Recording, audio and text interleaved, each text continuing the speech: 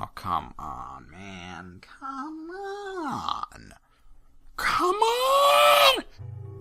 Well, assuming I keep that, that was my reaction to waiting for the footage to load, so I could commentate over it. But Sony Vegas just kind of froze. I was just waiting on Vegas, and then I had to shut it down.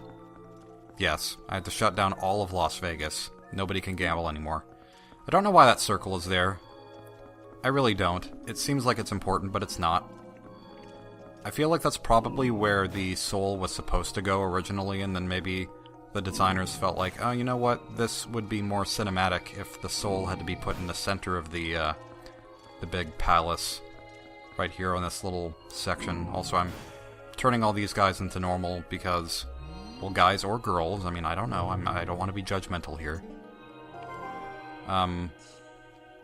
You don't have to turn them all back into normal, but I figured might as well. It's no skin off of my back.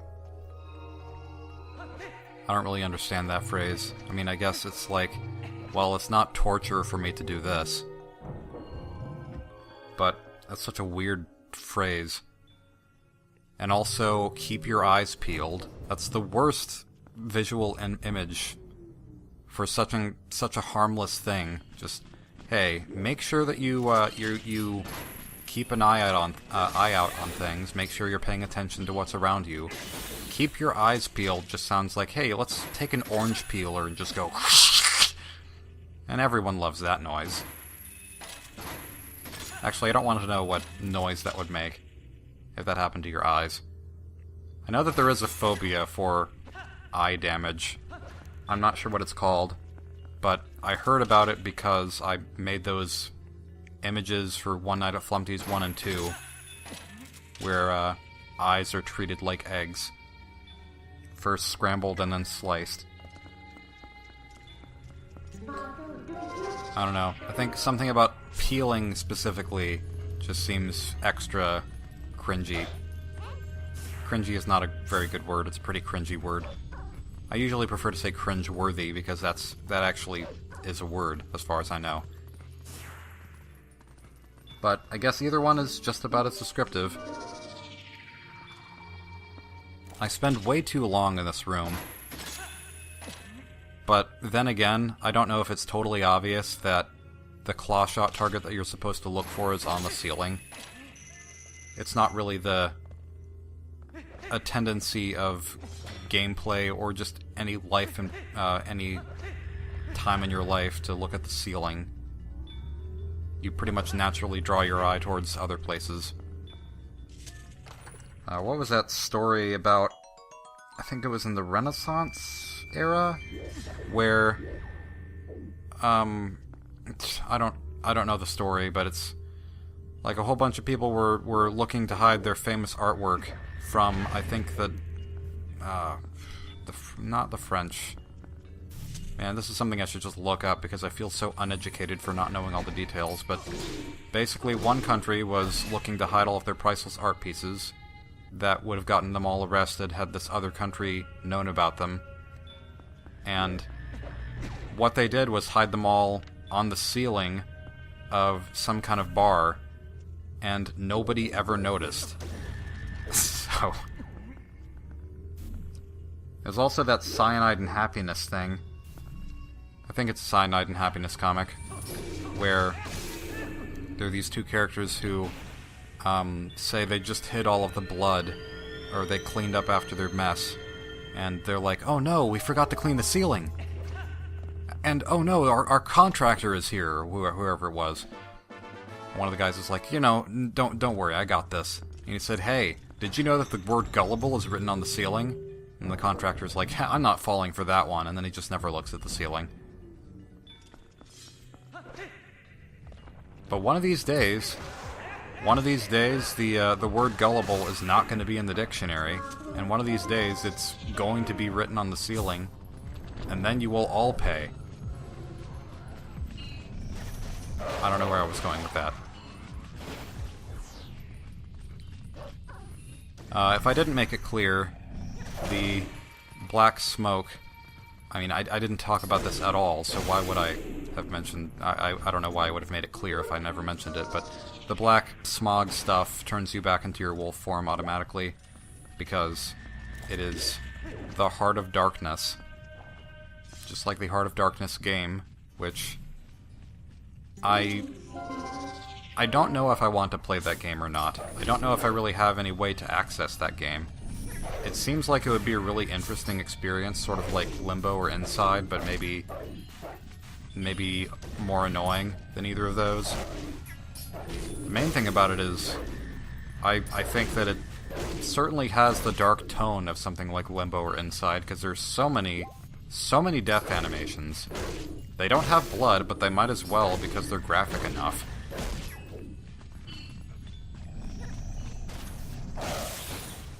I like how Zant has a whole bunch of enemies that are just his helmet. And that's it. It's just, hey, what do I want all over my temple? Let's see. Or all over my newly acquired palace. I will just, I'll just make a bunch of versions of my face. And have every mini-boss just be me. Totally, literally, actually me in real life and not a hologram.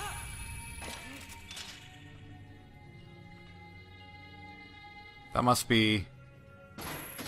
That seems like a trend with villains, you know, because Gruntilda and Banjo-Kazooie also has herself all over her lair with these huge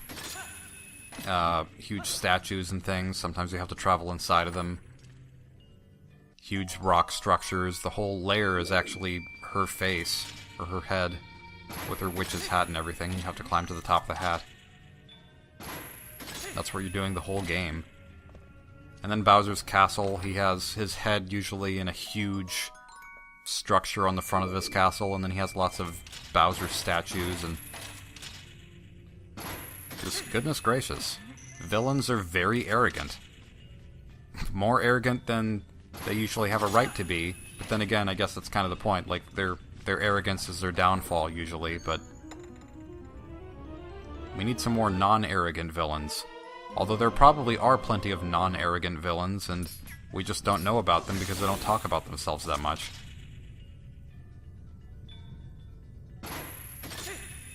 That is kind of an unfortunate thing, how usually the people that we draw the most attention to are the people who draw the most attention to themselves. Like, they want the attention and we give it to them. But that is just kind of how the human mind works. More than once in this dungeon, I try to do some kind of a tricky jump. Not really that tricky, but I try to slash my way onto a higher surface, and it doesn't work. I wish I could be cool, but no. I am a fail. I'm not a failure, I'm just a fail. I fail even at saying I'm a failure.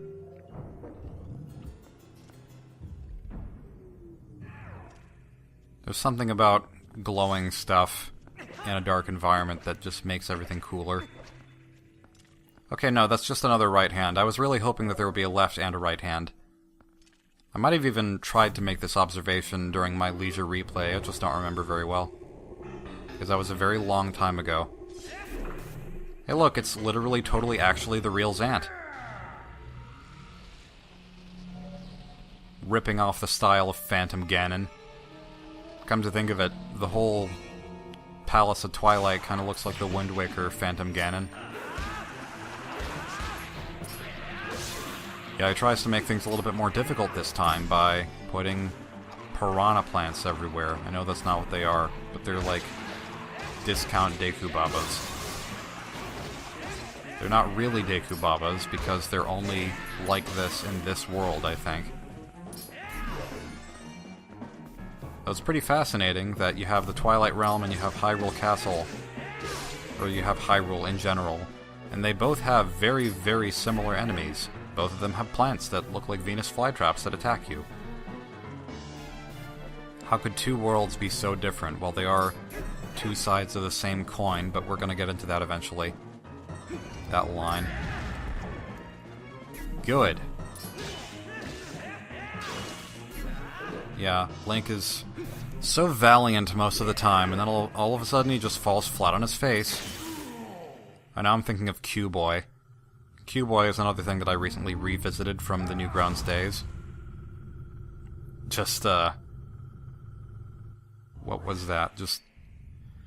There's Q-Boy is a series about a cube guy who is characterized by being the ultimate hero and the ultimate friend to his boss, at least. And maybe to everyone else, but mostly to his boss, who he is good friends with. And he's like a very egotistical character, and it's not always well-founded, but sometimes it is, because it seems like he's good at everything. And at one point his boss tells him to go on this mission, and he's like, well, off I go then. And then he just falls off a desk and lays there for a while. And then the screen transitions into the next scene. You just don't get to see the end of that. Just, oh, well, next scene. But I do enjoy some of the lines in Q-Boy. I used to enjoy it quite a lot, and I still think it's pretty clever. Because the second episode, which I think is my favorite out of the 3 that exist, not counting Back to the Cubture, which looks like it's spelled Cubature, but I think it's supposed to be Cubture. That's a game series.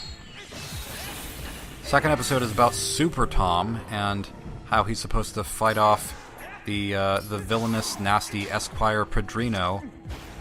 And he has to help Super Tom, and he can't... Q-Boy can't just go and fight off the villain himself because he doesn't have a superhero license. You know, because you need one of those to be a superhero. But Super Tom is very lacking in confidence, and he's just like, I'm just a big, fat, no-good wannabe superhero. And Q-Boy's like, now there, Super Tom. No need for truth reminders.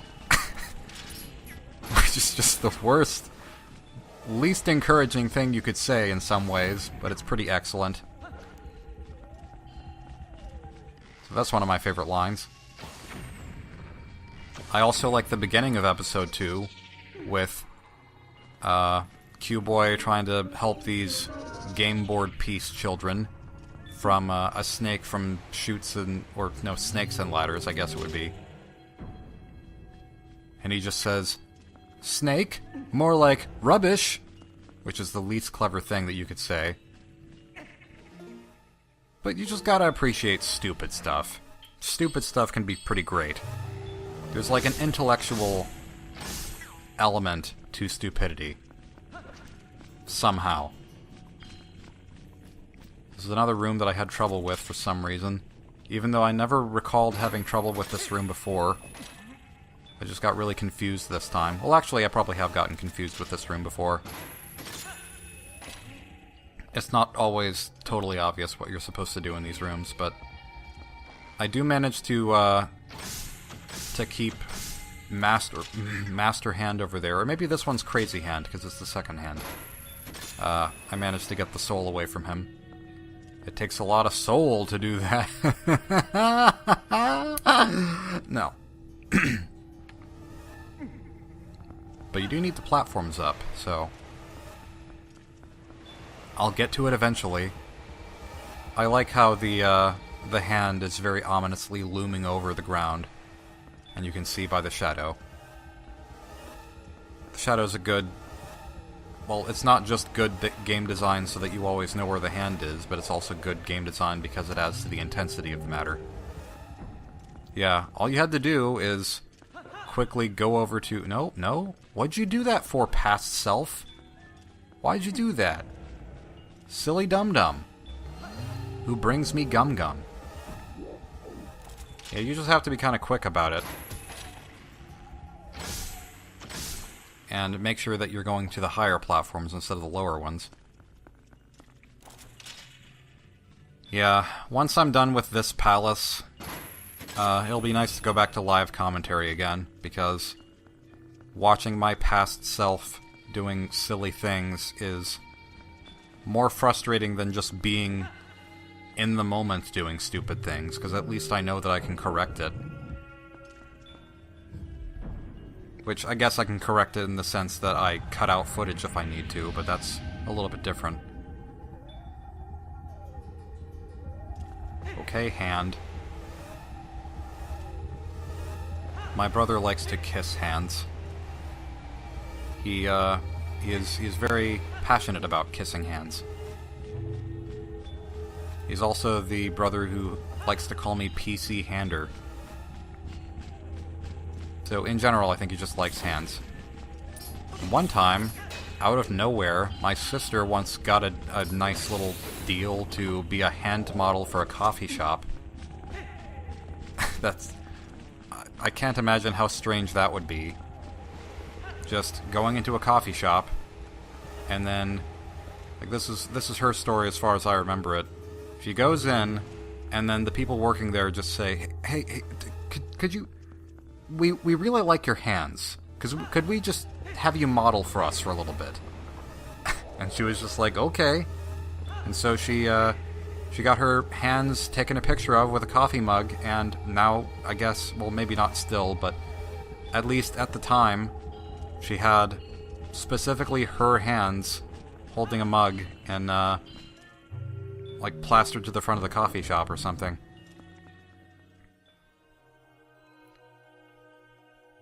Although, I guess if you just have really good hands, then, you know, like the character in Zoolander, who I don't remember the name of, but he has his hand that he must keep perfect at all costs.